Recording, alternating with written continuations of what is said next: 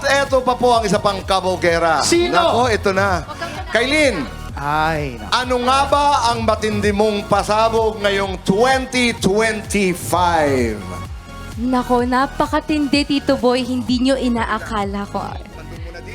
Gusto mo bang kumandong dito? More than that po. More than that. More than that. Okay, sige. Anong sasabihin?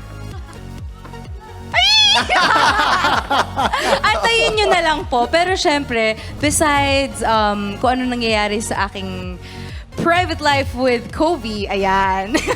Syempre, meron po akong bagong teleserye na gagawin na I can't wait to do. Congratulations. Maraming salamat Pero I wanna say something. Number one, you look good together. You and Thank Kobe. you. Totoo yun. Thank you. And you're a brave girl.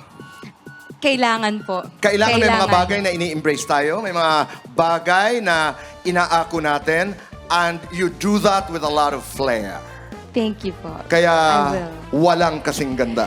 Kaya kakandong ako sa'yo, Tito Boy. Dito, ayan. Ayan.